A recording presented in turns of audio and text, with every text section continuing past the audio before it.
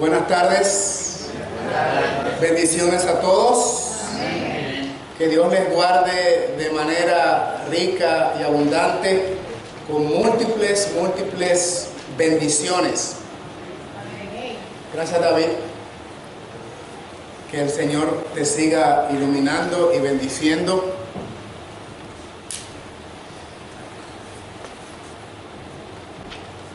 Decía que ustedes me van a seguir invitando. Bueno, yo espero que después del tema piensen lo mismo. La verdad, hermanos, es que nosotros amamos la iglesia como debe ser, ¿verdad que sí? Y el Señor ha placido darle al remanente este caudal de información contenido en el mensaje profético de la hora, con el objetivo doble de que nuestras vidas primero sean santificadas y en segundo lugar que nosotros preparemos a un mundo para el inminente retorno de Cristo. Esa es la misión de la iglesia, esa es la razón de ser de la iglesia. Por eso tenemos una misión, y la misión es la proclamación del mensaje, porque tenemos misión y tenemos mensaje también. En el momento en que nosotros nos desviemos o nos descuidemos de esa misión y de ese mensaje, nosotros dejamos de ser adventistas, porque el nombre adventista viene de advenimiento, y es un absurdo ser adventistas y no proclamar el advenimiento. Déjenme decirles, hermanos queridos, que si el predicador adventista, laico, anciano, pastor reconocido, saca de su predicación, escuchen bien lo que voy a decir, si el predicador adventista saca de su predicación el tema del santuario, al sacar de su predicación el tema del santuario, está sacando o excluyendo de su predicación el mensaje de los tres ángeles. Y si saca de su predicación el mensaje de los tres ángeles, su predicación no es adventista. Porque es una predicación evangélica y usted se reunirá los sábados y será evangélico del séptimo día, pero no será adventista del séptimo día. Porque en el primer mensaje está la proclama de que hay un juicio en proceso, que es el juicio preadvenimiento, o el juicio investigativo, o investigador también, como decimos. De manera que usted, al sacar el santuario, está sacando el juicio de allí. Pero al sacar el santuario está sacando el segundo mensaje, que es el llamado a abandonar a Babilonia, y el llamado a salir de Babilonia es precisamente el llamado al reavivamiento y a la reforma. Porque cuando usted abandona Babilonia, justamente lo que está acogiéndose es a la voluntad de Dios para que reforme y transforme su vida y lo haga acorde con los principios y los preceptos divinos, y lo haga a usted y a mí semejante a su Señor hasta que Cristo sea formado en nosotros. Así que el mensaje de salida a Babilonia es un mensaje a reavivamiento y a reforma. Es un mensaje a dejar de vivir al estilo Babilonia. Es un mensaje a alimentarse diferente a Babilonia, a vestir diferente a Babilonia, a tener hábitos, prácticas, costumbres, actitudes, visión de la vida diferente a Babilonia. Por eso estamos diciendo que el segundo mensaje es el llamado al reavivamiento y a la reforma. Y el tercer mensaje es el llamado a la justicia de Cristo. Porque los que guardan los mandamientos de Dios y tienen la fe de Jesús, precisamente están acogiendo al tercer mensaje, que es la justificación por la fe, que por la habilitación de Dios obrando en usted, le empodera o capacita para ser obediente a los 10 mandamientos y por supuesto al mandamiento olvidado, que es el número 4, donde está la característica de sello. Y por supuesto, esto es lo opuesto, lo contrario a la marca de la bestia. Así es que el predicador adventista no solamente proclama el sello de Dios, sino que en contraposición establece la disyuntiva, la diferencia, el antagonismo entre sello de Dios, obediencia a su ley, particularmente al cuarto mandamiento, y la marca de la bestia. Pero cuando usted habla de la marca de la bestia, tiene que decir quién es la bestia. Exacto, si usted habla del sello de Dios, tiene que hablar de lo opuesto al sello de Dios que está impuesto en la cristiandad y en el mundo genéricamente hablando. Entonces, ¿qué es? ¿Quién es la bestia que tiene una marca, que tiene una imagen y que tiene un número? Si ese mensaje no es presentado los sábados, los miércoles, en los grupos pequeños, en campañas evangelísticas, entonces su mensaje al sacar el santuario, como hemos visto, saca el mensaje de los tres ángeles y su predicación deja de ser adventista. Yo conozco pastores. ¿Qué tal, hermana Jacinta, que me conoce desde niño? Yo conozco pastores que han sido colegas míos, evangelistas y ministros, y conozco ancianos, conozco predicadores de talla por su nombradía o tal vez por su popularidad, que han pasado 15, 20, 30 años en los púlpitos adventistas desarrollando un ministerio y nunca han abierto la Biblia en Apocalipsis 13 y en Apocalipsis 14. Eso es una incongruencia. O sea, usted no puede ser adventista sin predicar el mensaje adventista. Hermanos, yo no estoy diciendo que en una campaña evangelística del primer día hablamos la Biblia en Apocalipsis 13 porque el santuario tiene diferentes fases, ¿verdad que sí?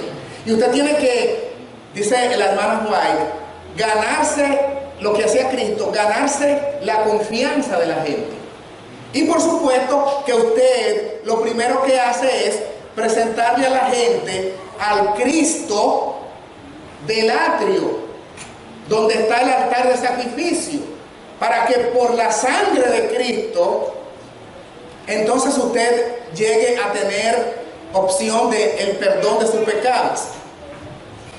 Pero hermanos amados, si nosotros nos quedamos en la cruz y no avanzamos en el tiempo y llegamos al lugar santo y atravesamos por fe el velo y llegamos al lugar santísimo, yo quiero decirles que nuestra predicación es evangélica. Porque los evangélicos, justamente cuando llegó la hora de anunciar el juicio, nunca quisieron entrar por fe al lugar santísimo. Y como consecuencia de ello, se quedaron en el lugar santo. Cuando se abrió la puerta allí con la iglesia de Filadelfia, han leído Apocalipsis 3, la puerta que se abrió en Filadelfia, que nadie puede abrir, que nadie puede cerrar y que él cierra y nadie puede abrir. Esa fue la puerta del lugar santísimo. Porque ustedes saben que en el campamento, allí en el santuario, había dos puertas. Una que era el lugar santo, que entraba la carpa movible, y otra que entraba al lugar santísimo. Cuando el Señor asciende, después de 40 días en esta tierra, después de su resurrección, se abre la puerta del lugar santo, que aparece allí en Apocalipsis capítulo 5, donde los ángeles lo reciben, y ese coro de bienvenida está registrado en Salmo 24, abrito puertas eternas, y entrará el Rey de Gloria. ¿Quién es ese Rey de Gloria? Jehová de los ejércitos. Él es el Rey de Gloria. Esa es la entrada de Jesús cuando fue recibido en gloria. Y se abrió el lugar santo y ministró allí hasta que, de acuerdo a la profecía, habría un momento en que comenzaría la obra de juicio en el departamento interno detrás del velo, que es el lugar santísimo, la obra mediadora de Jesús como sumo sacerdote allí en el lugar santísimo. Y la profecía marcaba el tiempo exacto donde ese ejercicio de ministración habría de comenzar. Y conocemos que fue en el 1844, en el otoño, octubre 22. Y ahí entonces comenzó la obra del Señor en ese departamento. Hermanos amados, si nosotros como adventistas no entendemos eso, posiblemente nunca vamos a predicar el mensaje de los tres ángeles y nos vamos a quedar, ¿saben dónde? O en el campamento o en el atrio, y como mucho estaríamos avanzando al lugar santo. Y en el lugar santísimo es justamente donde están las verdades distintivas. Yo le pregunto a la audiencia, a los amigos que nos están mirando en el vídeo, ¿por qué creen ustedes que las denominaciones cristianas están fuera de foco con esto del anticristo, que si va a aparecer un personaje en Europa, que si las fuerzas y las, vamos a decir, las conflagraciones, las guerras que están habiendo allí con ISIS, que llaman ISIS, y con las fuerzas islámicas extremistas, que de ahí es que va a surgir el anticristo. Ustedes saben por qué toda esa confusión con respecto a quién es la bestia, a quién es el anticristo. Sencillamente porque esas denominaciones nunca entraron al lugar santísimo. Porque en el lugar santísimo están identificados los 3 mensajes. Y los 3 mensajes le dice a usted quién es la bestia, quién es la marca de la bestia. Y le dice cuándo comenzó ese sistema, que recibiría una herida de espada y viviría, que gobernaría el mundo por 1260 años, que caería en su hegemonía mundial, pero que luego al final se restauraría. Todo eso está en la profecía.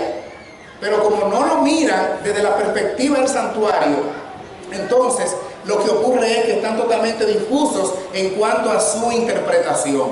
Y lo triste, trágico y lamentable, que ese engaño genérico al mundo religioso, digo religioso porque no solamente el cristianismo, ese es un engaño también a la gran religión islámica, que es la segunda después del cristianismo. Y el gran engaño también a los hindúes, y el gran engaño también a los judíos, y el gran engaño también a los budistas, que son las 5 grandes religiones. Yo creo que les hablé la otra vez que las religiones no es lo mismo que denominaciones cristianas. Yo creo que les hablé de esto y les dije que nosotros pertenecemos a una denominación cristiana. Pero las grandes religiones son la religión cristiana, la religión musulmana, los budistas, los islamistas y los judíos. Esas son las grandes 5 religiones que existen. Hermanos amados, prácticamente todos están confundidos, porque aunque los judíos, por ejemplo, guardan el sábado, pero ¿qué les parece? Rechazan al Señor del sábado. Ellos guardan el sábado, pero háblenle de Jesús a los judíos ortodoxos. Tienen un sábado sin el Señor del sábado. Asombroso. Entonces también están en el mundo de Babilonia. Confusión. Un sábado sin el Señor del sábado. Eso es confusión. Y por supuesto los islámicos entonces tienen el viernes. Los budistas no tienen ningún día particular. Los hinduistas tampoco. Y el cristianismo entonces mayoritariamente tiene el domingo. ¿Entienden, hermanos, cuál es el gran peso que tenemos nosotros en nuestros hombros? Entonces, ¿cómo puede ser que también nosotros, que tenemos el mensaje distintivo, lo pongamos debajo del almud, debajo de la mesa, para que no alumbre a nadie? Yo les pregunto a ustedes, ¿quién entonces va a levantar la voz de alerta? ¿Quiénes son los únicos entonces que manejan este material del santuario, lo que está ocurriendo ahora, y que con la gracia del cielo, a la luz de la palabra, la ley, el testimonio, podemos interpretarlo? ¿Quiénes tenemos esa luz, hermanos? Y si la callamos, entonces ¿cómo el mundo habrá de ser advertido? Es por eso que el enemigo se ha empecinado en cerrarnos la boca. Esto está, miren, estructuralmente programado. Esto no es al azar, esto no es de manera casual, esto no ocurre de manera fortuita o porque sí. Hay todo un plano, una estrategia para que nuestras voces sean silenciadas. Yo voy a orar en el nombre del Señor porque voy a considerar material importante con los que han dejado sus hogares y han venido a adorar en esta tarde, darle gracias y gloria al Señor por la libertad religiosa de la cual todavía hoy gozamos. Le pido al Señor que ilumine nuestras mentes a los fines de que podamos ser impresionados con su palabra. Así es que allí, queditos en sus lugares, pueden ustedes permanecer allí. Yo voy a hacer una breve oración para comenzar abriendo las Escrituras. Que me quiera acompañar, pues bendito Dios. Padre nuestro, Dios de la gloria, en este momento, Señor, después de las palabras introductorias, nos abocamos a presentar un material que entendemos es delicado, pero quieres tú, Señor, que tu pueblo, parte del remanente disperso en el mundo entero y aquí congregado en esta hora, pueda asimilarlo, pueda entenderlo con la gracia iluminadora del Divino Espíritu.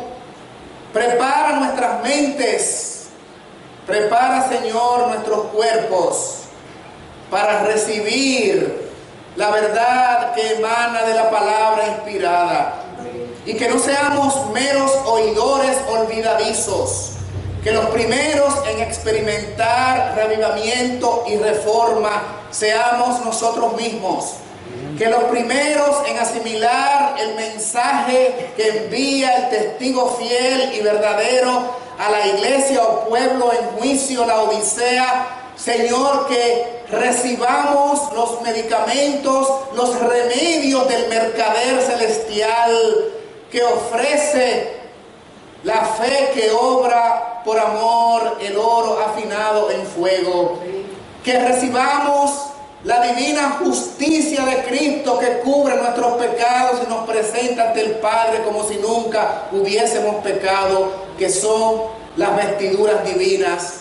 Y que también recibamos el divino colirio del Espíritu iluminador para que podamos entender lo que quiere decirnos a los fines de provocarnos a una vida renovada en Cristo Jesús hasta que el Señor sea formado en nosotros. Gracias por las profecías que se están cumpliendo, que dicen que pronto nos vamos a casa. Señor, ayúdanos a estar conscientes de los acontecimientos que suceden alrededor nuestro, tanto en el mundo secular como en la misma iglesia, para que sepamos que nuestra redención ya se acerca. Nos ponemos indivisamente en tus manos. Bendice cada vida que está presente, y aún los que no están y podrían estar confrontados con este material, que también les alcance tu bendición, porque con el perdón de nuestros pecados y humildemente oramos en el nombre de Jesús. Amén. Amén, Señor.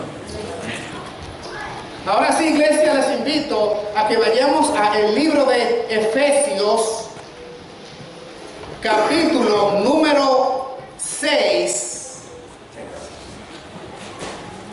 Le voy a pedir a los muchachos de la cabina que si quieren pongan la primera de las diapositivas allí, que vamos a entrar en ella dentro de un ratito.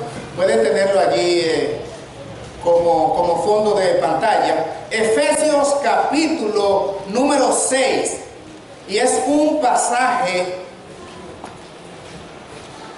harto conocido por todos nosotros. La armadura de Dios. Y es que nosotros no podemos prescindir de esta armadura en estos momentos cruciales de la historia humana. Efesios 6, 13 y siguientes. Por tanto, tomad toda la armadura de Dios para que podáis resistir en el día malo, y habiendo acabado todo, estar firmes. Estad pues ceñidos vuestros lomos, que es la cintura, con la verdad, y vestidos con la coraza de justicia. Versículo 15. Y calzados los pies con el apresto del evangelio de la paz. Y sobre todo, tomad el escudo de la fe, con que podáis apagar todos los dardos de fuego del maligno, y tomad el yelmo o el casco de la salvación, y la espada del Espíritu, que es la palabra de Dios. Bendita sea el registro sagrado.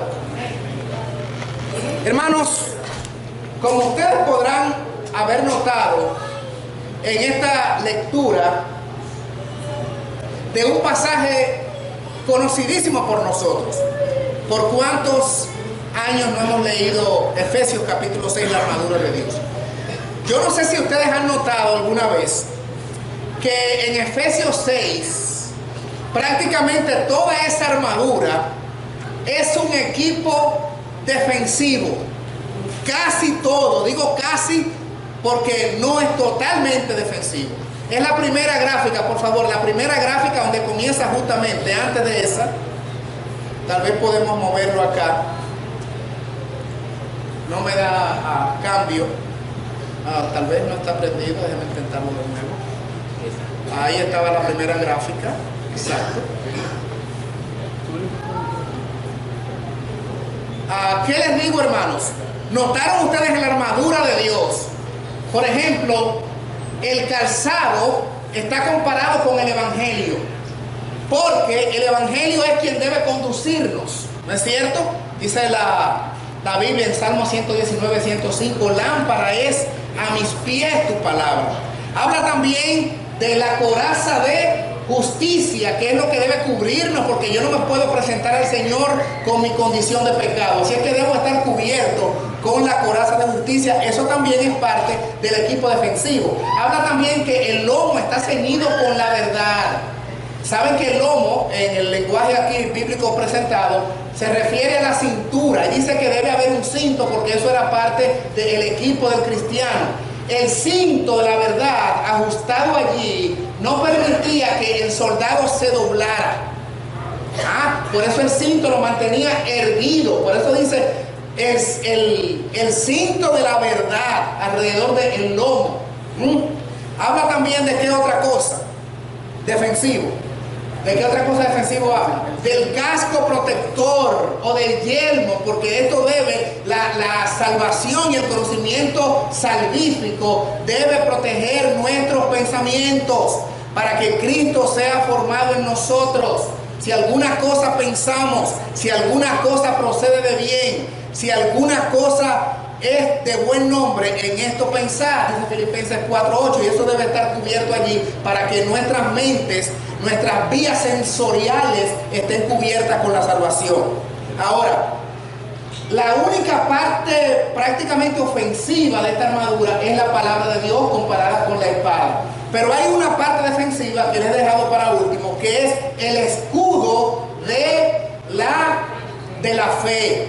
Ahora noten que cuando usted analiza esta figura del soldado romano, caracterizada en el cristiano y su protección en un mundo lleno de un avance de fuerzas infernales, porque antes de esto presentaba que nuestra guerra no es carnal, no es contra un hombre, sino contra potestados, contra ¿qué cosa? Exactamente, contra fuentes espirituales que están externas a nosotros y que son más fuertes que nosotros. Ahora noten ustedes cómo, por ejemplo, el calzado protege los pies, la coraza protege el cuerpo, la correa o el cinto protege la cintura, el yelmo o casco protege la cabeza. La espada es ofensiva, también menciona el recurso de la oración. Ahora yo les pregunto a ustedes, ¿qué cubre el escudo? ¿Cuál parte del cuerpo protege el escudo? Porque hemos visto que cada una de las partes cubre una área específica del cuerpo. ¿Y el escudo? Todo el cuerpo. El pecho está cubierto por la coraza.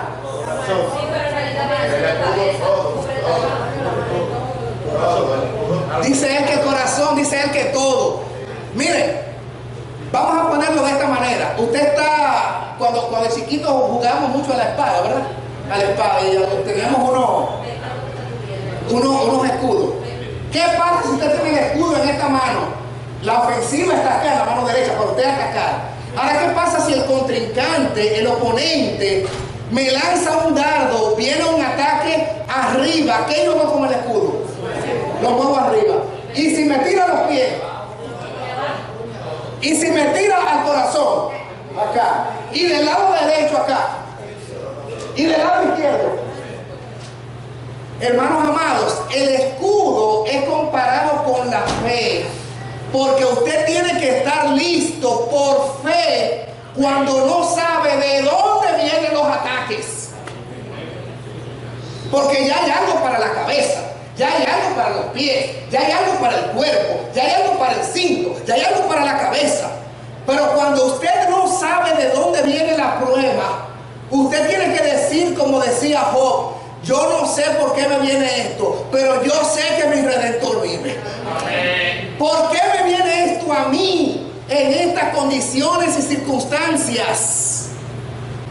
Yo recuerdo un caso, se lo voy a narrar, en los años mozos, estaba jovencito. había un famoso hombre de Dios que trabajó mucho en el Caribe, Puerto Rico, Dominicana, también en parte de los Estados Unidos. Falleció hace muchos años. Fue un ministro de Dios que ejerció en el ministerio, también en la docencia. Los adventistas de antaño, de mi generación y más, recordarán a este hombre de Dios que se llamó Salim Japas. Sí, lo llegaron a conocer algunos de ustedes. Los más nuevos no saben. Miren, hermanos, voy a decirles el testimonio de él y me voy a atrever a hacerlo público porque él mismo lo hizo público. Antes de morir hizo una grabación que yo la escuché y eso salió en los famosos cassettes de aquellos tiempos. Y yo llegué a tener eso en mis manos y lo compartí.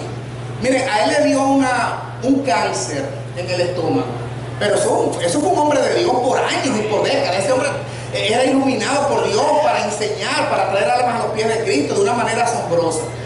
Y él de alguna forma se hace la pregunta y hasta cierto punto es hasta un reclamo a Dios, por decirlo de alguna forma.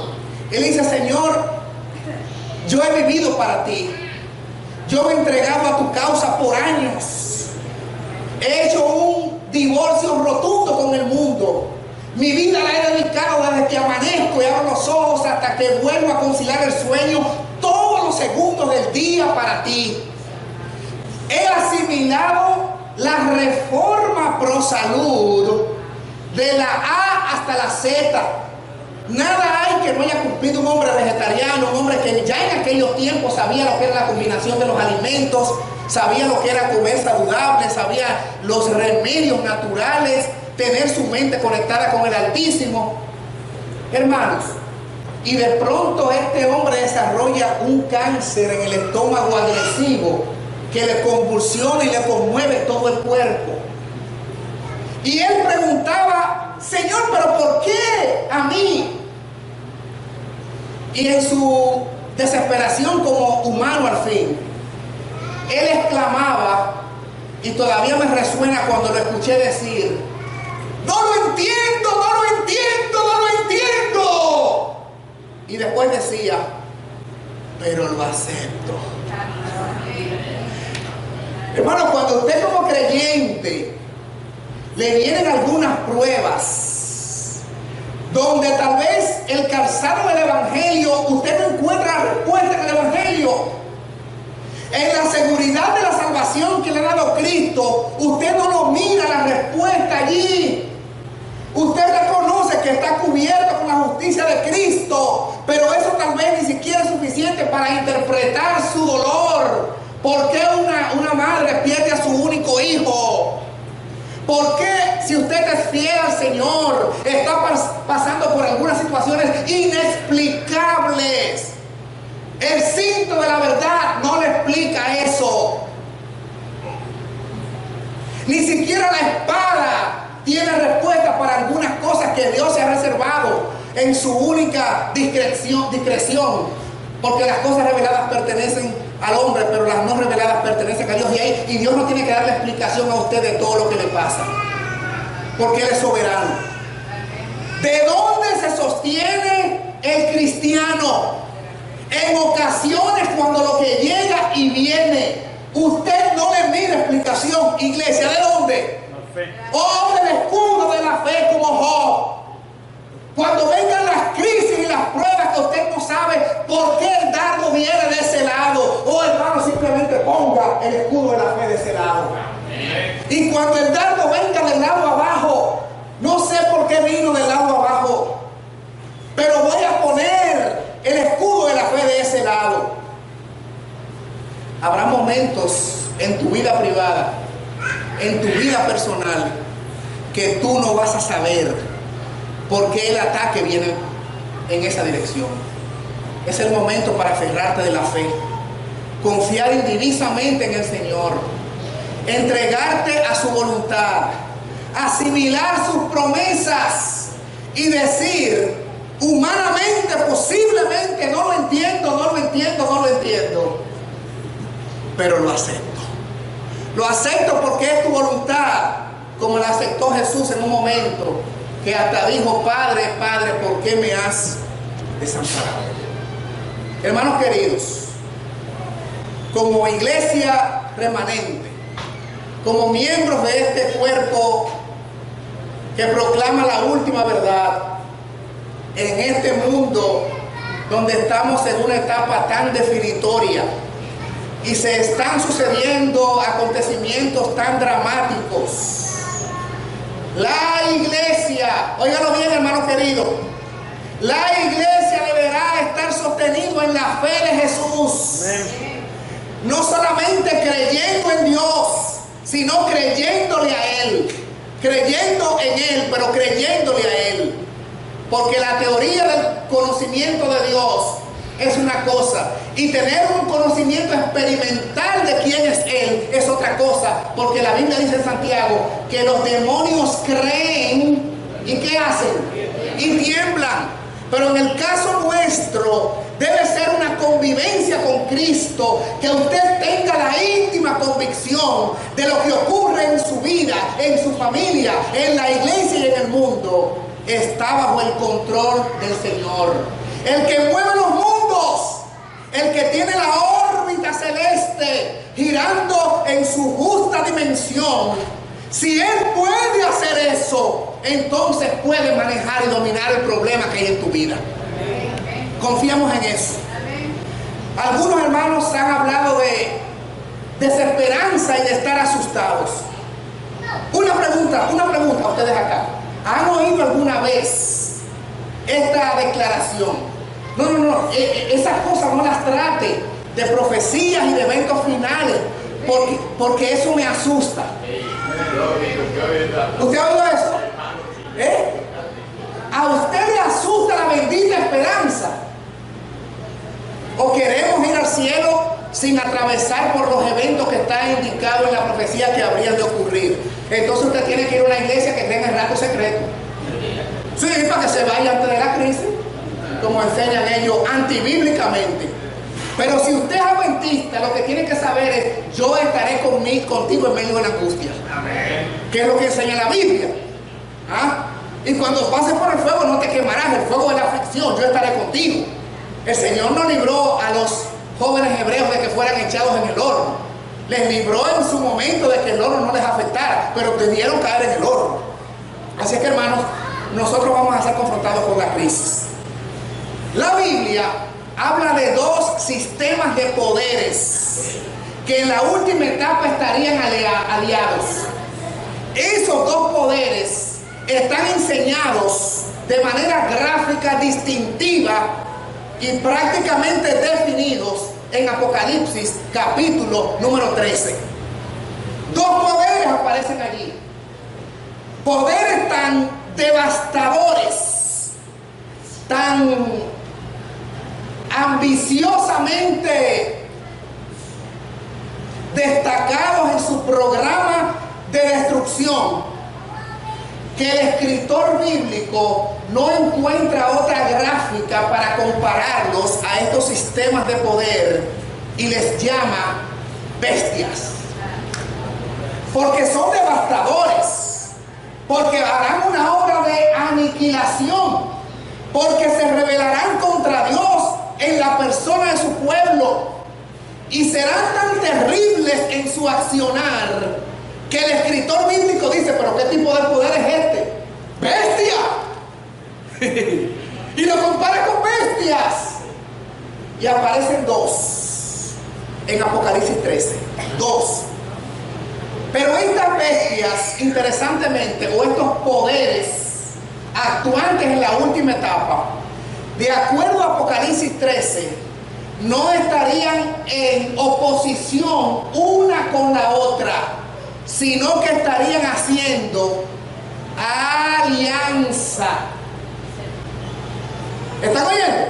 Así es que dos bestias unidas, si una bestia tiene poder en sí misma, individualmente, imagínense entonces dos poderes gráficamente interpretados como bestias, y que las dos bestias se unan en una causa común. ¿Tendrán mucho poder? Tendrán doble poder.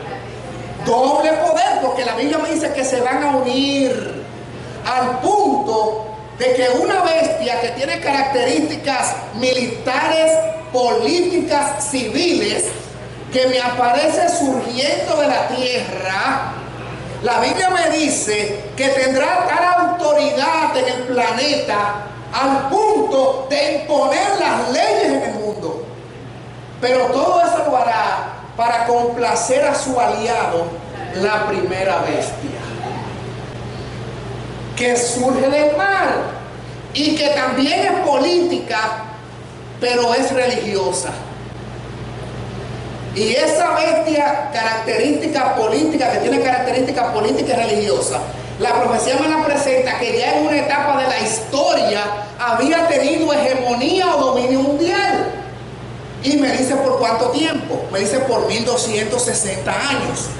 Y cuando usted rastrea la historia, no encuentra ningún otro poder que haya durado el gobierno 1260 años, sino un imperio religioso secular que comenzó en el 538 su dominio y fue derribado en 1798. Y cuando usted le resta el último número al primero, resulta que son 1260 años. Ningún otro poder, sino el sistema clerical papal.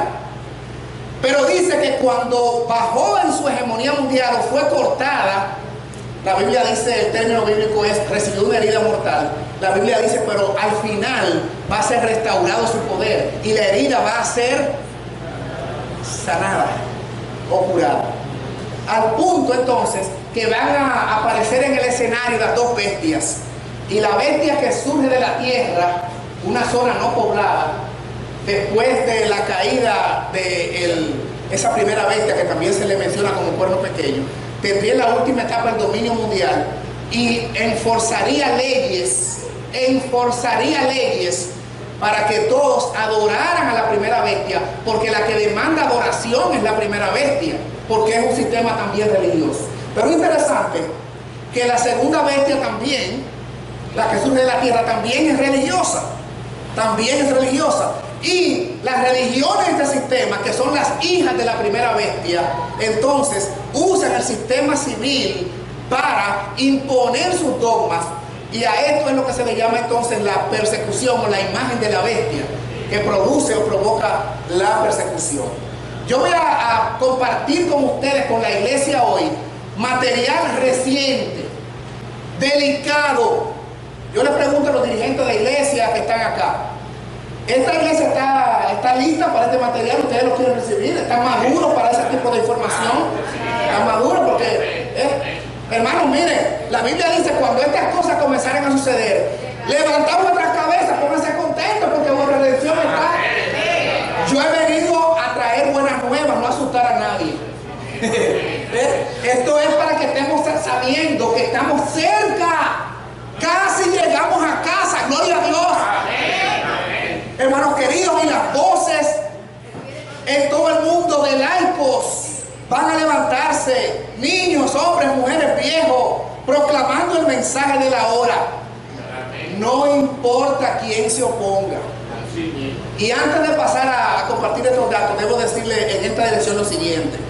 Hermanos, aférrense a la palabra. Aún escrito está, a la ley, al testimonio. Aférrense, aún así dijo Jehová. Y lo que dijo este servidor esta tarde frente a ustedes, déjame ver si lo que Leonardo Robles dijo es así.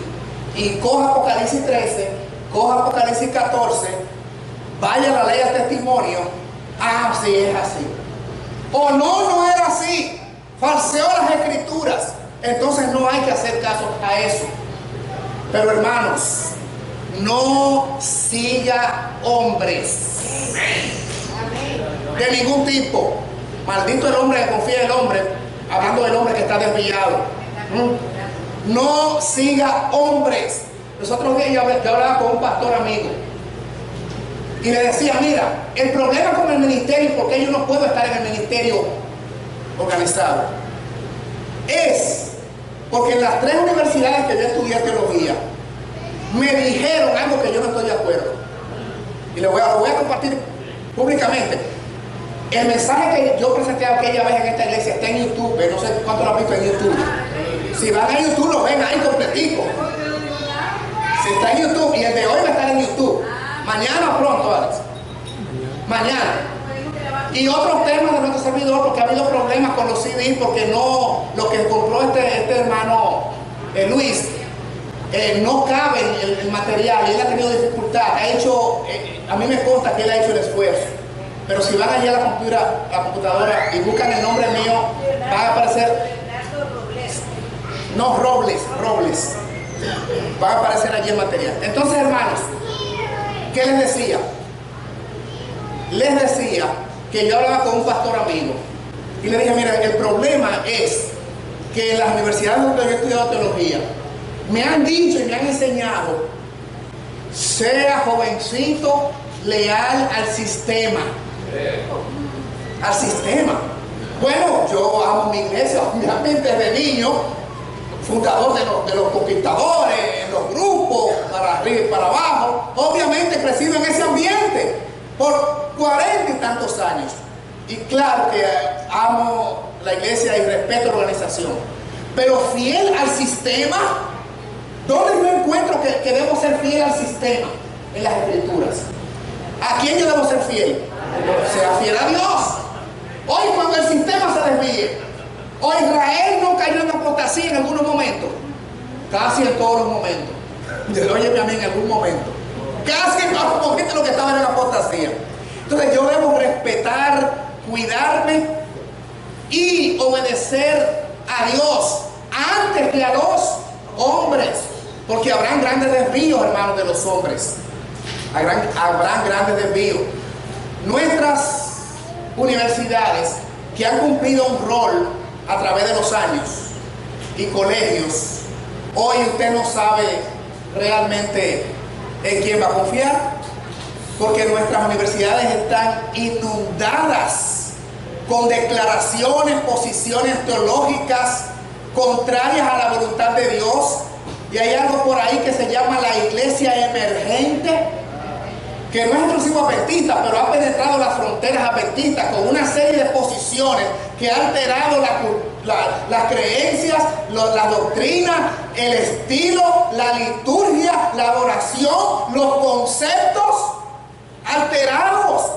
Y ni decir de la spiritual formation, la formación espiritual, y ni decir del programa neurolingüístico PNL de Andrews, y ni decir de lo que está pasando en Sierra Leona y en Walla Walla con su concepto de la teología de la evolución teísta. ¿Saben qué dice la evolución teísta que están enseñando en algunas universidades adventistas? Sí, Dios estuvo allí desde el principio, pero Él consintió o permitió la evolución. Eso se llama evolución teísta. Ustedes saben, teo de Dios, de ahí viene la palabra teología. Exacto, Dios está incluido en el proceso evolutivo del universo. Y la Spiritual Formation está involucrada en todo esto. Las iglesias emergentes han estado involucradas en todo esto. Espiritismo de todas clases y colores. Alianzas ecuménicas por todos lados. Y en un ratito yo les voy a explicar por qué se han dado esos fenómenos. Yo traigo información, documentos aquí que voy a compartir con ustedes. En mi presentación de despedida, o la última por esta vez, de muchas. Hermanos míos, miren lo que aparece aquí en pantalla ahora. Hillary Clinton declara la guerra a la religión. Esto ocurrió hace algunos días. La señora Clinton, que debo decirle aquí a la audiencia, cualquier declaración que estamos haciendo aquí en esta hora, cualquier declaración que implique, vamos a decir, denuncia de un sistema o de un curso determinado de acción, va dirigido a reorientar la conciencia de las personas, llevándola a la verdad pura tal cual es en Cristo. No tiene por objetivo en lo absoluto señalamientos personales. ¿Ok? Por eso me refiero a la candidata al Partido Demócrata, la dama, la señora Hillary Clinton, con todo el respeto que como dama y como ciudadana de este país, es primera dama, es secretaria de Estado, es senadora y todos esos otros títulos que ella posee de su mucha formación académica. Sin embargo, no podemos estar de acuerdo con la señora Hillary cuando ella expresa lo siguiente: los códigos culturales profundamente enraizados. Oigan, hermanos, las creencias religiosas y las fobias estructurales han de ser modificadas. ¿Qué ha de ser modificada? Las creencias que Hillary Clinton diciendo que modifiquemos nuestras creencias. Siga más. Los gobiernos deben emplear sus recursos coercitivos para redefinir los dogmas religiosos tradicionales.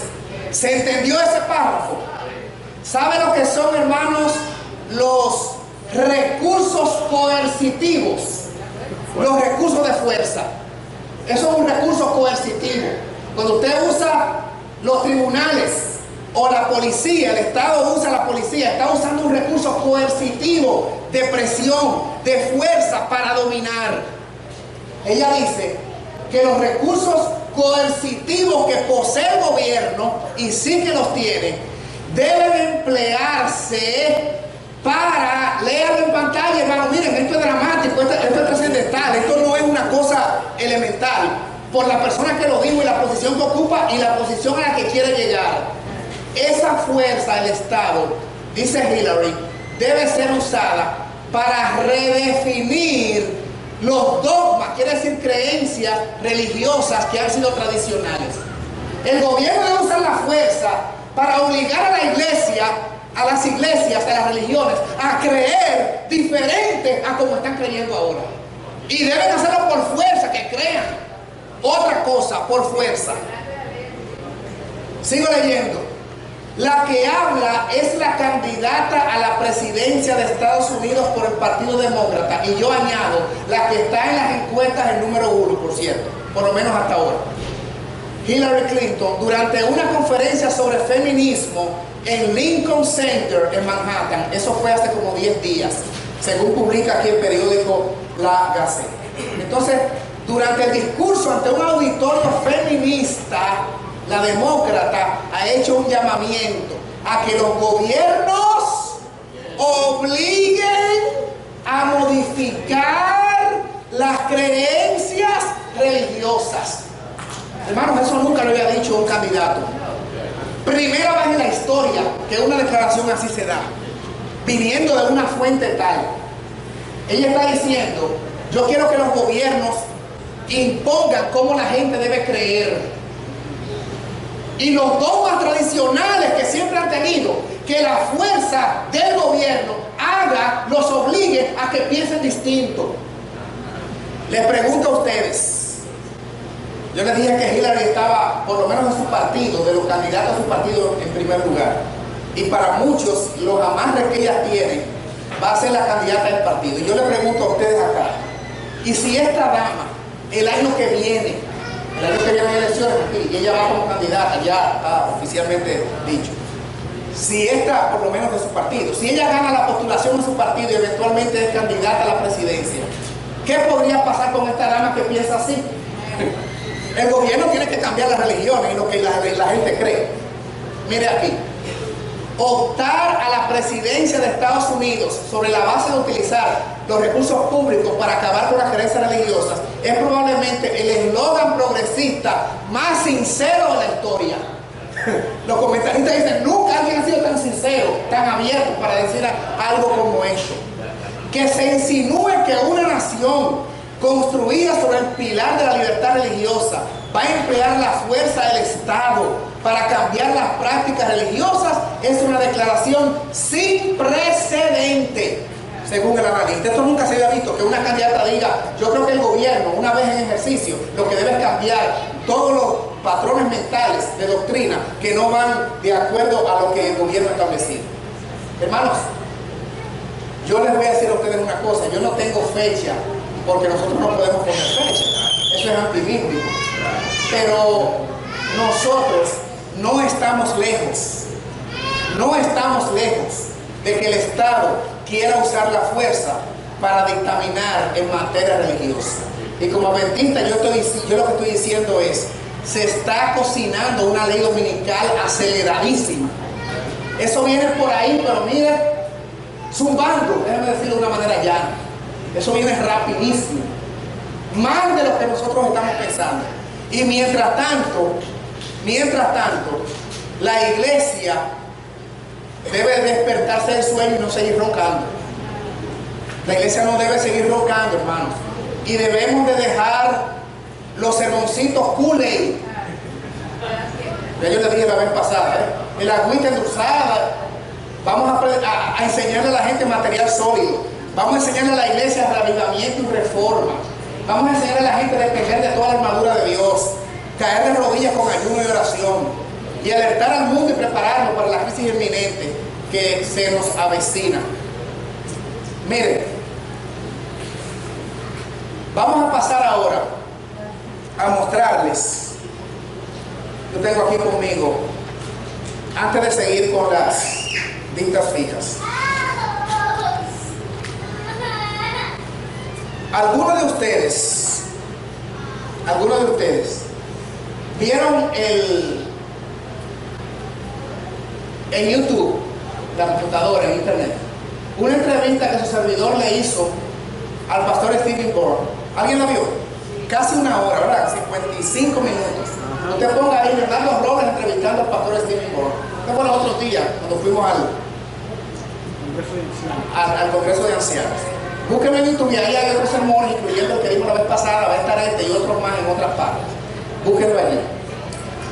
Yo le hice preguntas directas. Ahora, algunos de la gente sabe que cuando suben videos en YouTube, la gente comenta que le gusta, que no le gusta, que hizo bien, que no hizo bien. Hay enemigos de la iglesia que se meten y comentan. Y alguna gente me ataca a mí, ataca al pastor. A mí no me interesa eso. Yo no estoy ahí para responderle a nadie. Pero hago público, por si los que han objetado la pregunta que yo le hice al pastor Moore, que están oyendo este material, que mi trabajo allí era entrevistador. Ahí no aparece polémica entre Bernardo Robles y el pastor Stephen. No. O debate, eso no era un debate. Yo le hago a usted una pregunta y usted responde lo que usted quiera. Y yo sigo con mi próxima pregunta.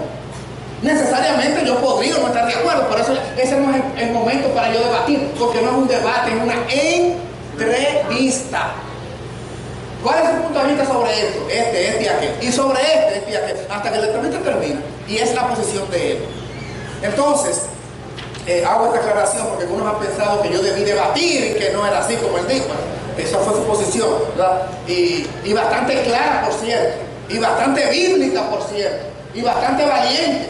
Y prácticamente nosotros coincidíamos con los planteamientos que expresó allí el pastor Bosch, prácticamente en su generalidad, que pudiéramos discrepar en algunos aspectos, pero eso no es importante en este momento. Lo que sí, una pregunta que yo le hice, y por eso mencioné lo de la entrevista, yo le dije, ¿por qué en los púlpitos adventistas no se está predicando el mensaje que se dijo cuando la iglesia surgió que debía ser presentada? O sea, cuando Dios levanta esta iglesia, dice, esto es lo que tú vas a predicar.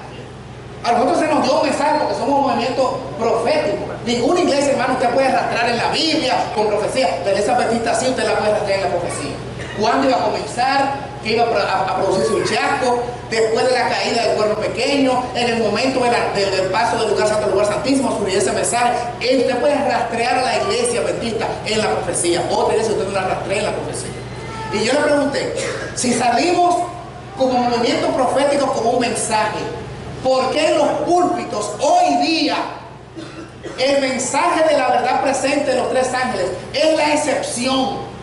Y de 52 sábados al año, usted oye 2, 3 al año, si acaso. Y a veces nada. ¿Por qué es la excepción y no la regla? Busquen la entrevista y oigan la respuesta de él. En gran parte porque estoy resumiendo parte de su respuesta, pero pueden verla en amplitud allí en la entrevista. En gran parte porque nos hemos conformado con las prácticas del mundo, dice él. Y por eso nosotros no estamos enfocados y hemos perdido de vista la misión de la iglesia y el mensaje. Le pregunté también, ¿por qué la iglesia no está enfocado en el ministerio de Jesús en el santuario celestial, detrás del velo? ¿Por qué no estamos predicando santuario? Y se está descartando eso en la predicación adventista. Su respuesta, porque en lugar de estar en el lugar santísimo, nosotros estamos igual que las iglesias evangélicas, en el atrio y en el lugar santo. En todo eso estoy de acuerdo, en todo eso yo lo he predicado. En todo eso estoy totalmente de acuerdo. Ese ha sido nuestro problema. Ahora, hermanos, yo quiero decirles a ustedes también, ¿por qué razón no se oye este mensaje? Yo tengo un documento aquí. No lo tengo en pantalla porque no me dio tiempo de entrarlo en la computadora, en los slides, pero podemos sacar copia de esto si lo quieren. O lo busca usted en internet porque esto es un documento público. Esto no es escondido, que lo tienen dos gente en el mundo. Pero esto lo tiene todo el que lo quiere y lo reproduce. ¿Okay? Entonces, esta declaración, oigan el título, presten mucha atención porque es posible que alguno de ustedes nunca ha oído este documento. Yo quiero que me presten atención y que todo el mundo me mire ahora. Tal vez me da un poquito de iluminación, por lo menos acá, los ojos, para poder leer acá. Repito, hermanos, el documento que voy a leer se titula así. Oiga bien, presta atención. Declaración oficial, presta atención que esto no lo voy a leer otra vez. Sí. Declaración oficial acerca de libertad religiosa, evangelismo y proselitismo ha sido liberada. Esto es un documento de la Iglesia Adventista Mundial. Esto ocurrió, no fue este año ni el año pasado, esto ocurrió en julio 4, año 2000, en Toronto, Canadá. Oigan el documento que la Iglesia Adventista firmó. ¿Y quién lo firmó? Le voy a decir todo, tengo el documento aquí todo. Los cristianos no deben usar material incitante para convertir nuevos miembros, dijeron líderes de la Iglesia Adventista en una declaración hoy. La conversión, explicaron, es una experiencia del Espíritu y por lo tanto no debe estar conectada al ofrecimiento y recibimiento de materiales inductivos, decía la declaración. Se debe evitar una terminología que ofenda a otras comunidades religiosas. En algunas localidades, las iglesias basan su identidad en su oposición a otras iglesias, dijo Berby Beach, él es director de libertad religiosa de la Conferencia General. Él, junto al liderazgo de la iglesia, esperan que las iglesias adventistas en esta parte del mundo puedan cambiar su filosofía. Como adventistas apoyamos el principio de que los seres humanos tienen el derecho de escoger o tener religión o no, dijo John Crass, quien es el actual hoy presidente de Libertad Religiosa de la Conferencia General. En ese momento era el secretario general de Libertad Internacional y dijo que los adventistas no debiéramos hacer proselitismo. ¿Saben lo que es proselitismo? Piensen en la política. Proselitismo es hacer campaña. Cuando un partido, los partidos están antes de las elecciones, ellos hacen proselitismo, ¿verdad? Para captar los votos de los ciudadanos, del pueblo, ¿verdad? Y hacen campaña que se llama proselitismo.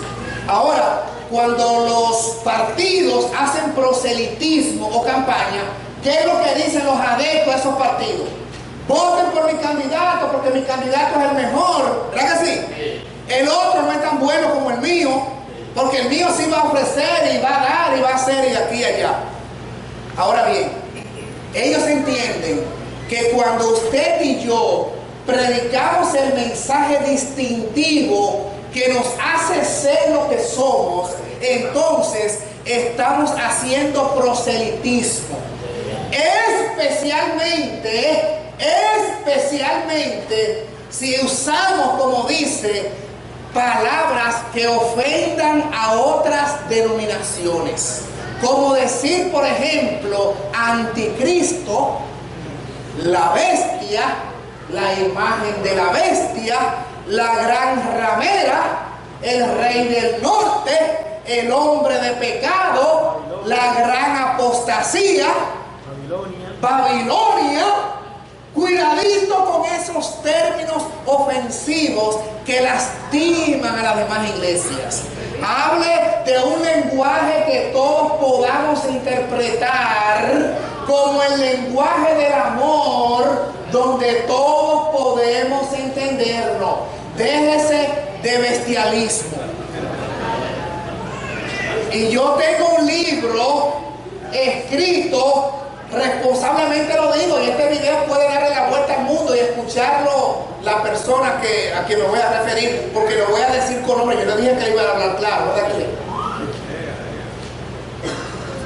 El pastor, ¿cómo se llama el pastor que hizo la matutina del año pasado?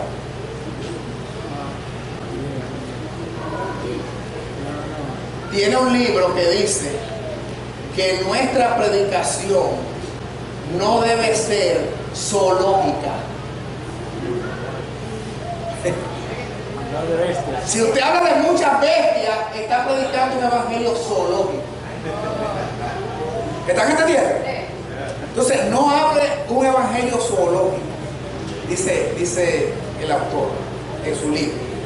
Así es que, hermanos amados, este documento fue firmado por el representante de la Conferencia General. En este documento está allí la fecha, el lugar, y luego fue llevado a la Conferencia General. ¿Quién lo dice?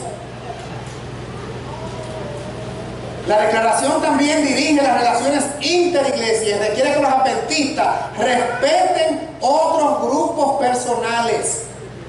Debemos ser transparentes en nuestra misión. Y dice aquí, esta declaración, aquí está, esta declaración fue votada por el Comité Administrativo de la Conferencia General de los Adventistas del Séptimo Día, ADCOM, para liberarse y ofrecerse en el tiempo de la sección de la Conferencia General en Toronto, Canadá, junio 29 a julio 9 del año 2000. Yo tengo toda la documentación. Esto está en manos de muchos adventistas que saben que esto no se puede contradecir porque fue firmado y aprobado. La iglesia dijo, no proselitismo, no usemos un lenguaje de proselitismo que pueda parecer ofensivo. Desde ese momento, esta instrucción ha pasado a las divisiones. Dime, mamá. Ha pasado a las divisiones. Las divisiones han pasado esto a los diferentes campos. Como consecuencia, el ministerio pastoral, oiga esto, hermanos, tiene la instrucción de darle seguimiento a esto. El ministerio pastoral tiene instrucciones de darle seguimiento a esto. ¿Quién no puede ser regido por esto? Un laico. Que el lunes a las 8 voy a un trabajo secular y el trabajo secular no me importa si yo soy adventista, si vos lo sabes, no tiene que ver con eso. Yo no me importa que yo creo, que no creo, que predico, que no predico. Ellos no quieren que lleve un trabajo y me pagan por ese trabajo. Pero si usted trabaja para el sistema, sea leal al sistema, como me decían a mí de estudiante. Y esto lo emanó el sistema. Ahora, tengo otro documento en la mano.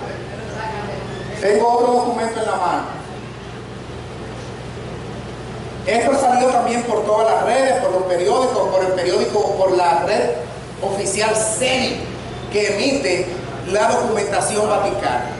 El Papa presenta 10 puntos para que el planeta Tierra pueda ser feliz. Escuche, punto número 5. Voy a dar solamente los 10 puntos que él dice. Si siguen estos 10 puntos, el planeta va a ser feliz. Voy a leer 2 puntos solamente, no los 10, por razones de tiempo. Punto número 5. El domingo debe ser santo y debe reposarse el domingo para que la humanidad sea feliz. Trabajadores debieran cesar sus trabajos el domingo, porque el domingo es el día de la familia, el día de reposo. La humanidad quiere ser feliz, debe guardar el domingo. Ese es el punto número 5. Ahora, atención, atención, atención al punto número 9. La humanidad quiere ser feliz. Oiga esto, hermano, punto número 9. La humanidad quiere ser feliz. Oiga esto y párese las orejas. No haga proselitismo con otros creyentes. Ahora es el Papa hablando. Como que se están pareciendo algunas cosas, ¿sí o no? No haga proselitismo con otros creyentes. Podemos inspirar a otros a través del testimonio y la vida, en la comunicación. Pero lo peor, the worst, lo peor que puede pasar en materia religiosa es hacer proselitismo. Predicar un mensaje distintivo que denuncia otra religión. Y la Biblia lo que me dice es: no consintáis en las obras infructuosas de las tinieblas, antes bien denunciadlas. Elena White dice: el mensaje de los 3 ángeles es una denuncia en contra del hombre de pecado, y debe ser dada con valentía en todo el globo terráqueo. Por eso no es todo el mundo que va a tener los pantalones para esto, porque nos estamos oponiendo a las 2 bestias que yo les dije al principio del tema, que están en control del planeta. Uno, el poder militar, civil, político más grande del mundo, y el otro, el poder moral, religioso y de influencia, que todos los gobiernos dicen: tú eres la voz suprema más grande del mundo. Y esos poderes unidos, el predicador de verdad presente los combate. ¿Ustedes creen que les puede ir fácil? Bueno, con la ayuda de Dios vamos a salir triunfantes. Pelearán contra el Cordero y el Cordero los vencerá. Gloria a Dios. ¿Ah? ¿Qué sigue diciendo el versículo? Porque es, ¿cómo es que dice? Porque es Rey de reyes y Señor de señores. Y los que están con Él son elegidos y fieles. Sigo diciendo, lo peor que puede haber es hacer proselitismo y tratar de persuadir a un creyente de otra religión. Ahora, él se la pasa tratando de persuadir a los de otra religión, no sé si ustedes lo notan. Cada discurso es tratando de que vengan, de que lo comuniquen. Eso no se aplica a él, parece, ¿verdad? No se aplica. Sigue diciendo, no, esto no está correcto, que usted trate de persuadir a alguien, que usted le diga a alguien salir de Babilonia, que usted quiera traer a alguien a la iglesia para que guarde el verdadero día de reposo. ¿Usted cree que ese sistema puede estar contento? Que usted le diga a la gente que debe guardar el sábado, cuando él dice que el día que debe guardarse para que la gente sea feliz es el domingo. Hoy usted diciendo a la gente que es el sábado. Dice que eso es lo peor que puede pasar. No, eso no debe hacerse. Debe usted simplemente presentar su conversación, la comunicación. La iglesia debe crecer por atracción y no por proselitismo, dijo el Papa. Aquí está esta otra fuente. Ahora, hermanos amados, yo quiero decirles a ustedes, si no se parecen estas 2 declaraciones, ustedes saben a quién es que se está complaciendo, y ustedes lo vieron ahí, cuando nosotros no predicamos el mensaje distintivo de la hora, cuando sacamos del púlpito el mensaje de los 3 ángeles, el mensaje de verdad presente, el mensaje del santuario. Ustedes saben a quién es que estamos complaciendo. Al Papa, que hace rato los papas están diciendo más o menos algo parecido, pero este ahora lo dio en un documento. Hermanos, a mí lo que me preocupa, yo no sé a ustedes, a mí lo que me está preocupando, oigan qué me está preocupando de estos 2 documentos. A ver, ¿a ustedes qué les preocupa de estos 2 documentos?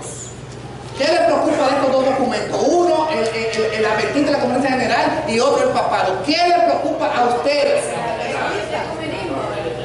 ¿Qué le preocupa a ustedes? ¿El ecumenismo? ¿Qué le preocupa de estos dos documentos, los dos? Hermanos, a mí lo que me preocupa de estos dos documentos es lo mucho que se parecen. Eso es lo que me preocupa. Es lo mismo que lo mucho que se parecen los dos documentos. Ustedes están entendiendo lo serio de esto. Yo debo decirles algo. Hay muchos hombres fieles en nuestra iglesia. Hay muchos hombres fieles que eran hombres de Dios. A todos los niveles quedan hombres de Dios. Hermanos, pero la marea que se está sintiendo es de una influencia muy preocupante. Estos documentos, parece la iglesia adventista cuando está hablando aquí, pareciera que es el Vaticano que está hablando. Son las mismas posturas, son las mismas posiciones. Se están acortando las distancias y eso me está preocupando. Y yo he hablado con pastores amigos de diferentes niveles inclusive. Y le he presentado mi preocupación. Y me han dicho, Leonardo, no te preocupes, Dios está al control. Y digo, yo sé que el Señor está al control, pero no quisiera que nuestra hermandad fuera confundida y entrampada en su buena fe. Yo voy a pedir a la iglesia que de aquí, hermanos, hasta la primera semana de julio, el cuerpo de ancianos de aquí, la junta de iglesia, el pastor de la iglesia, se aboquen, hermanos queridos. Yo lo estoy diciendo en otras partes, en las cadenas de oración que hay por teléfono, donde uno ejerce su influencia, cuando me invitan a otro estado, Nueva York, Jersey, por acá, otras iglesias. Les estoy pidiendo a las congregaciones que hagamos una sesión permanente de ayuno, oración, ayuno regular, oración constante, de aquí hasta la sesión del Congreso Mundial que se va a desarrollar ahora en San Antonio, Texas, en el mes de julio, menos de 2 meses de la fecha. ¿Y saben, hermanos, por qué? Porque el espíritu que está viendo no pareciera el espíritu de Cristo. Y el papado y el gobierno mundial quieren pescar el río revuelto. Y la intención que hay allí de algunos personeros de los cuales nosotros hemos tenido contacto y que me han dicho inclusive en lo personal, pastores amigos, de algunas cosas que se planean, que se están planificando, no pintan bien. Yo sé que Dios va a tomar el control y si cosas hay que arreglar, el Señor las va a hacer. Pero también he leído que vendrá un gran zarandeo. Y cuando oigo al pastor Mario Veloso, que es una autoridad teológica, retirado, y que tiene una mesa redonda hablando de los puntos que se van a tratar, especialmente este álgido punto de la ordenación de la mujer, que yo no sé para qué se está tratando, por qué la iglesia tiene que invertir tiempo en eso cuando eso debió haber sido definido hace rato, además de que estuvo definido. Y él dice, yo no veo forma de que de ahí nos salgamos de vivir. Yo no veo forma, humanamente hablando. Mario Veloso, tiene muchos libros, un gran escritor de muchos años. Y está también él diciendo eso en otras partes. Y se le está haciendo un llamado del corazón, hermanos, a los representantes, a los delegados a este programa. Porque, tristemente, la división a la cual nosotros pertenecemos, que es la división norteamericana, nosotros allá cuando estábamos en el Caribe, pertenecíamos a la interamericana, que tiene una posición también un poco comprensible. Pero la norteamericana es la que está llevando la voz cantante. El caballito de pelea de todo este problema es la división norteamericana. La punta de lanza que se va a debatir allí, aparte de que hay un sector bien importante que está empujando para que no sea reelegido el pastor de Pulso, es su derecho a desear que esté otra persona, por sus posiciones, por su postura, porque está hablando de reglamento de reforma, porque está hablando de Los Ángeles, por algunas cosas, y especialmente porque se está oponiendo a este punto neurálgico, y yo me voy a referir a él clara y llanamente porque eso está por internet, eso está público en todos los foros, los pastores están hablando de eso. El tema de la ordenación a la mujer, que yo no sé por qué la iglesia tiene que invertir prácticamente todo el Congreso, se le va a ir en eso. Eso se llevó ya 2 veces, si no, les remito otra vez a la entrevista con el pastor Bob, le pregunté sobre eso, dio la historia y demás, y yo la pregunta, que cuando yo hice la pregunta, yo comencé diciéndole así, para mí, el problema de la ordenación a la mujer comenzó cuando la iglesia cometió el error, así no lo dije, y él dijo, sí, así, cometió el error de comenzar con esto de la ordenación de las ancianas. ¿Saben por qué ese fue el primer error? Porque bíblicamente las mismas características para usted ser obispo, pastor o anciano son las mismas características para uno y para otro. O sea, no hay cosa en la Biblia, en otras palabras, dicho de otra forma, no hay tal cosa de que pastor aquí y anciano aquí. En el tiempo de Pablo, el anciano era el pastor, era el obispo. No había clasificación. Esa clasificación vino después de los estudios, por los siglos, por los años. Eso está sumamente definido en la Biblia. Y ese rol está tan definido desde el Edén, no con el asunto cultural, desde el Edén eso está definido. Ahora bien, los que se meten en internet, yo le voy a decir algo a ustedes que yo dudo que tal vez no muchos conocían, no me gusta decir que nadie conocía porque puede deducir que estoy tratando de presentar que no hay gente investigadora, pero posiblemente esto no es un tema que lo que voy a decir dentro de un ratito, que domina la mayoría. Pero miren, cuando usted va a internet, escucha los simposios, las mesas redondas que duran por horas y horas, usted se mete allí, toda ordenación de la mujer adventista, le va a disparar o besar, y todo el mundo está hablando de eso en el mundo entero. Entonces yo creo que la iglesia no debe ser ignorante. Nosotros somos los únicos que no sabemos de que es un tema tabú. No, que es tabú, eso está siendo debatido en foros y por donde quiera. Eso no es ningún tema tabú, tenemos que comentar, y dentro de 2 meses el mundo entero se va a reunir allí para tratar ese punto. O sea que no es un asunto que debe tenerse escondido a la iglesia. Pero yo les voy a decir algo que quizás no mucha gente maneja. El asunto de la ordenación de la mujer, se ha omitido un punto de por qué el debate. Y la división norteamericana sabe muy bien y no ha querido tal vez hacer esto más público. Y yo se lo voy a decir a ustedes con documentos, y sí va a estar en pantalla. Siempre se está hablando del tema, que es un asunto teológico, que si no, que si sí, que solamente los sacerdotes, que es verdad, solamente había sacerdotes hombres y también solamente había reyes hombres. Ahora sacerdotes, ¿cómo se dice? Profetizas, sí había mujeres, y eso en el Antiguo como en el Nuevo Testamento, a través de la Reforma, a través de los pioneros, hasta 25 años para acá que se vino con ese asunto.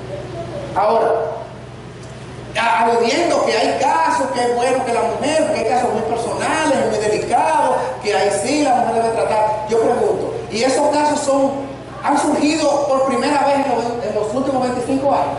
Hoy cuando Moisés allá, no le dijo Jetro, su suegro, mira, para los casos delicados, quédate tú allá, pero para los otros casos, nombra tú ayudantes que sean jueces de 100, de 50, de compañía para que los traten. Y esos hombres trataban los casos delicados que se presentaban en Israel, de mujeres, de jóvenes, de ancianos, de niños, y eran hombres escogidos.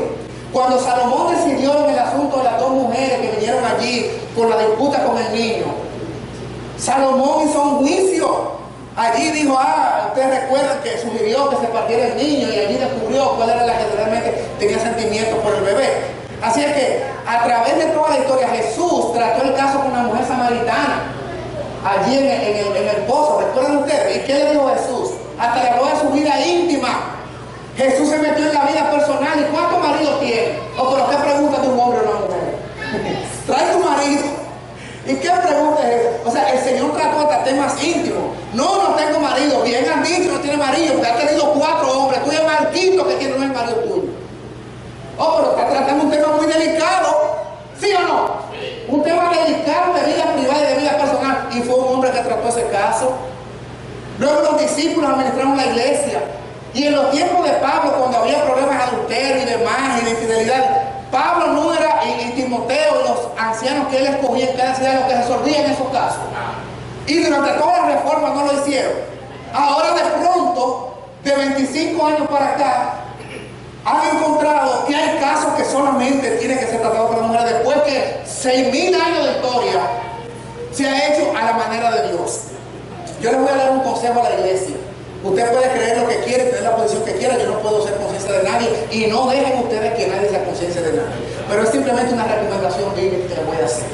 Cuando hay un punto de debate, hermanos amados, cuando hay un punto de debate donde pareciera que no hay un versículo bíblico que le diga, esto está prohibido, sencillamente siga lo que los juristas, los abogados llaman jurisprudencia. Jurisprudencia es cómo se ha tratado ese caso en el pasado. Eso es jurisprudencia. Si hay un punto como este neurálgico, para mí no es neurálgico, para mí eso está tan claro como el sábado. Y este no es el tema, pero yo puedo decirle, mire, texto, cita. Para mí eso está tan definido, los roles diferentes de hombre y mujer como el sábado. Pero si para usted no está tan claro como lo tenemos algunos, yo le hago la propuesta, la sugerencia, el consejo. Entonces, vaya a la Biblia y mire cómo ese mismo caso fue tratado a través de la Biblia. ¿Encuentra usted en la Biblia ejemplos de eso que se quiere imponer ahora? No. Y encuentra ejemplos de lo contrario, como se ha estado haciendo siempre. Y se está pidiendo a los hombres más sensatos que se siga haciendo a la manera de Dios. O si toda la vida, los patriarcas, los sacerdotes, los apóstoles, el sustituto de Judas, aún habiendo las mujeres ahí. Entonces siga el patrón de cómo se ha hecho. Si usted no está muy seguro en un punto, entonces diga, bueno, la manera de yo no equivocarme, déjame entonces irme por el lado de lo que está escrito. El escrito está. ¿Qué está escrito sobre ese punto y cómo se han manejado las cosas? Así, me agarro de acá. Usted no se va a equivocar. Pero si se sale de ahí y comienza a aventurar, podría ser que esto sea bueno por esto, por la cultura, déjame ser políticamente correcto. Se está aventurando porque se salió de la Biblia, se puede equivocar. Entonces manténgase aferrado a un escrito está, usted no se va a equivocar. Voy a otro punto antes de entrar a mostrarles algo en la pizarra. Esta mañana en mi iglesia, como primer anciano, ahora mismo estamos prácticamente corriendo la iglesia porque no hay pastor allá, se movió, se trasladó el pastor, se fue para Michigan y su servidor está corriendo la iglesia en Facebook. Entonces yo tuve la lección general esta mañana de escuela sabática antes de un tremendo sermón sobre el santuario que tuvimos esta mañana en la iglesia, predicado por el hermano Francisco. Y déjenme decirles, hermanos, en la escuela sabática, los que estaban allí, aquí hay algunos miembros de nuestra iglesia, yo les dije a los hermanos lo siguiente, tomé la cartilla del folleto de escuela sabática. Dije, hermanos, cuando la directora de escuela sabática me dijo, Leonardo, por favor, tennos la lección en ensayo. Yo dije, claro que sí. Yo comencé a investigar y fui a la primera página. ¿Quién es el autor del folleto? John W. Fowles. Encontré eso. Dije, ¿quién es este caballero? No me suena el nombre.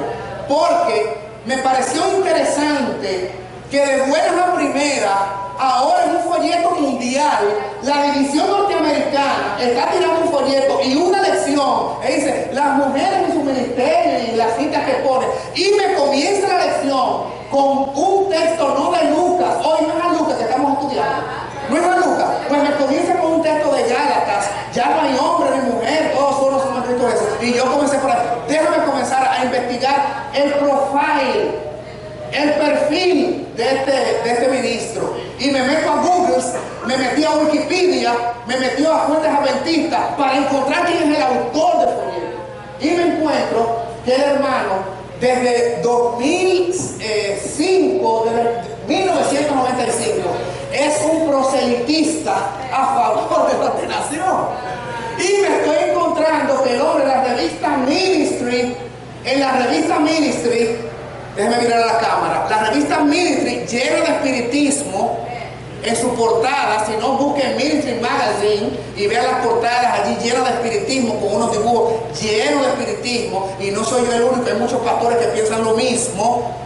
Está escribiendo artículos allí, Ministry Magazine.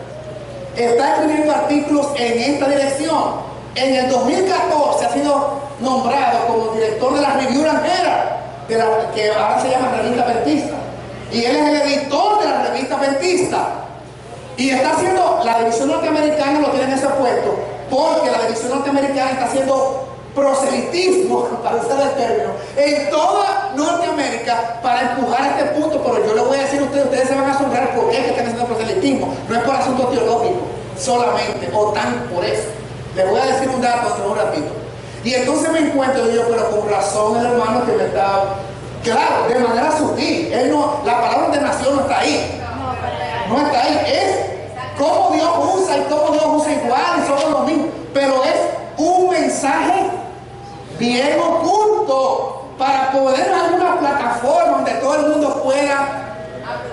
Exacto, por eso les dije, hermanos, hace un ratito, tenga seguro en quién usted ha creído, a la ley, al testimonio. Y hace un rato le dije, y está ahí grabado, no siga hombres.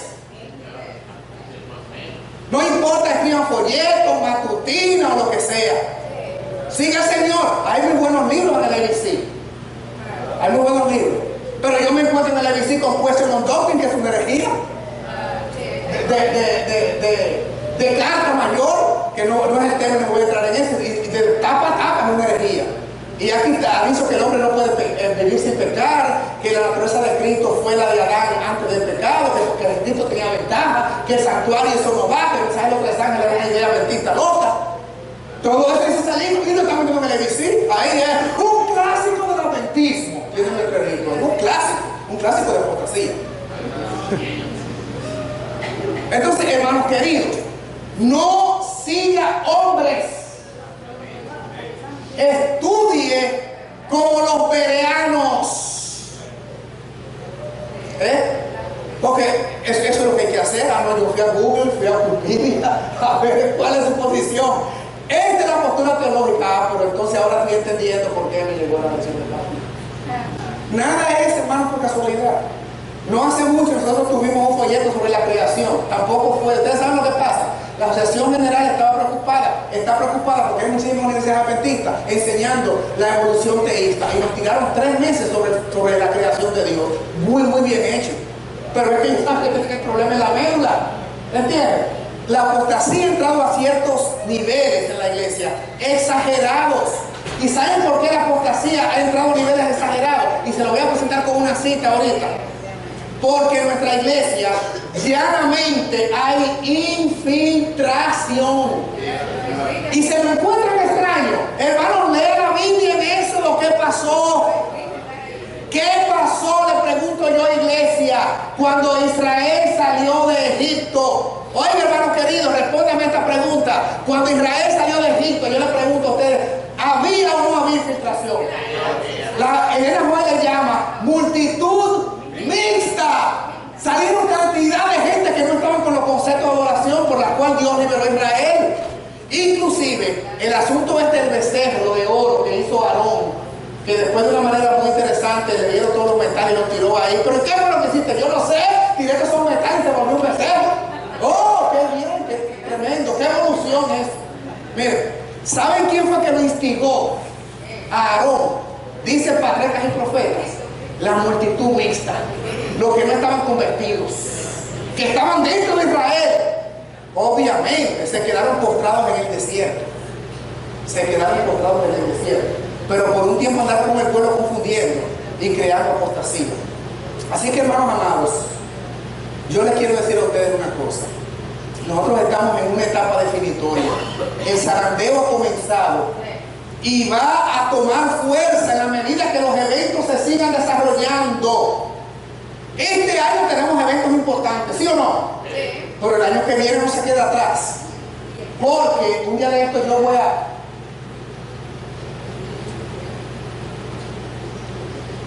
Dentro de un momento vamos a abrir un panel de cuestionamiento, pero imagínense, ahora que son las 6.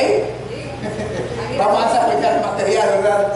Sí. Entonces lo que les estoy diciendo, hermanos amados, en algún momento que no va a ser hoy, si ustedes me permiten compartir con ustedes otro material, les voy a hablar de la agenda que hay del Plan Vaticano Estados Unidos Ecumenismo a los fines de desarrollar en el año del jubileo que comienza en noviembre de este año, en diciembre de este año hasta noviembre de 2016, y Francisco está diciendo al Vaticano que en ese año deben cumplir los objetivos mundiales de unidad mundial. Por eso es que se están entrevistando con todas las autoridades, incluyendo los otros días se entrevistó Ban Ki-moon, el del secretario de la ONU, se entrevistó con el pastor Wilson, después vino con el otro, el Papa viene a hablar con todo el mundo acá, viene al Congreso con Barack Obama, va a hablar a los congresistas, va a hablar luego de las Naciones Unidas en septiembre en Nueva York. Todo esto es un plan porque entre este año y el 17, ellos dicen que esto ya tiene que estar el mundo bajo el control del nuevo orden mundial. Tan temprano como eso, esa es la agenda de ellos. ¿Se lo va a permitir Dios? Vamos a ver. Vamos a ver a cómo se lo va a permitir. Pero la profecía dice que en algún momento se van a dar esos eventos. Que será ahora que Dios lo va a permitir. Aquí no estamos nosotros para determinar fechas, pero yo les voy a decir, la tendencia va apuntando muy decididamente en esa dirección. La tendencia va en esa dirección de manera acelerada. De manera acelerada. Miren, ¿por qué el asunto este de la ordenación? Hay un aspecto que no se le ha querido decir a los miembros de la iglesia. Yo se lo voy a decir esta tarde. ¿Por qué el asunto de la ordenación está tan en boga? Y no se lo quieren decir a ustedes. Responsablemente lo digo. Y los que estén oyéndome saben que no me van a poder corregir porque saben que es verdad. Si están viendo comentarios. Se está opinando que si la Biblia, que si no es la Biblia. Bíblicamente eso está súper claro. Los roles definidos del ministerio dados al hombre, eso está súper claro para ancianos, para pastores. En mi iglesia somos ancianos. Y nosotros mientras estemos ahí no será de otra manera. Cuando me quitan de ahí, puede ser diferente. Así que bíblicamente eso está definido. Ahora bien, ¿qué es lo que no se le está diciendo a la hermandad mundial? Que algunos pastores sí lo saben, la división norteamericana sí lo sabe. Vamos a tratar eso ahora. Miren, hermano, ustedes ven lo que aparece allí. Allí dice 501C. Yo les voy a explicar lo que es eso. Desde los años 80, la iglesia comenzó vamos a decir, una corrida temeraria en algo que nunca debió hacer. Y les voy a hacer brevemente la historia y después vamos a leer esa cita. Ustedes van a decir, pero mira por dónde vienen los centros de ordenación de la mujer. Y después en la agenda está aceptar los homosexuales en la iglesia y aún en el ministerio. Siempre que una iglesia no adventista ha dado el primer paso, lo segundo ha venido de manera automática. Miren, hermano, en los años 80, unos hermanos en Hawái se separaron de la iglesia organizada, del sistema adventista, ¿verdad? Por razones de doctrina, no estaban de acuerdo con alguna postura, y se fueron del círculo de la iglesia y se rentaron un local y se fueron a congregar allá. Y al local le pusieron adventista del séptimo día, pero separados de la iglesia de la asociación. Entonces la asociación dijo, no, si ustedes quieren irse está bien. Lo que no pueden hacer es ponerle a su local, ustedes que se han ido, lo que no pueden hacer es ponerle adventista del séptimo día. Pero ¿por qué no? Nosotros somos adventistas, solo que no estamos de acuerdo con el sistema, creemos en Elena White, creemos en el sábado, creemos en la doctrina, pero en la administración, para aquí, para allá no estamos de acuerdo. No, pero póngale otro nombre. No, porque somos adventistas, este nombre nos lo dio el Señor, Elena White dice, porque creemos. No pueden llamarse adventistas. Hubo una disputa y la iglesia dijo, a corte, y los llevó a corte. Primer error. Corintios dice, por materia de teología, de religión, por materia de fe, no lleves nunca a un creyente a corte. Yo llevo a corte a un hermano si me viola una niña aquí, porque ese es un delincuente, ¿verdad? Pero por razón de que usted piensa diferente a mí en la interpretación profética, esta es su postura, ¿verdad? Eso hay que respetarlo. Entonces dice Pablo, si nosotros no sabemos discernir las posiciones teológicas entre nosotros en un concilio, en una junta, ¿cómo vamos a ir donde un inconverso que tiene sus prácticas y sus costumbres para decirle al inconverso, venga, resuelve entre nosotros los creyentes, que él piensa así y yo pienso así? Y ahí está el inconverso lidiando. Dice Pablo, no, nosotros vamos a jugar al mundo y a los ángeles. ¿Cómo vamos a llevar nuestros casos a los inconversos? Y Elena White dice, tengo las citas ahí, se las puedo dar, no están en la diapositiva. Elena White dice, cuando la iglesia lleva a corte a hermanos por razones de fe, sus oraciones no serán escuchadas, porque han abandonado el plan de Dios. Lo estoy parafraseando, pero lo que las oraciones no serán escuchadas está así, mensajes selectos. Tengo la cita allí marcada en mi tablet. Nosotros no tenemos el derecho de llevar hermanos a corte. Eso está incorrecto, antibíblico y antiespíritu de profecía. Ahora la iglesia lo hizo porque esos hermanos se separaron y alquilaron un local y le pusieron un sign, un letrero, somos adventistas. Y la iglesia dijo, no, ustedes no son adventistas, ustedes se fueron de la iglesia, están desfraternizados. ¿Cómo que iglesia adventista? Y lo llevaron a corte. El juez, le voy a hacer esto porque vean que vamos a aterrizar en lo de la mujer. El juez le dice, adventista, pero no, ustedes no pueden ganar este caso. Esta gente que se fue son los que tienen derecho, porque eso es un nombre genérico. Adventista es todo el que quiere decir que es adventista. Y votó el juez a favor de los hermanos que se fueron, para darle la razón a que usaran el nombre. Estaban desfraternizados toditos. Entonces la iglesia dijo, pero el problema es que no estamos afiliados. No, ustedes no están afiliados. ¿Saben qué hizo la iglesia? La iglesia entonces sacó un derecho, una patente, y se incorporó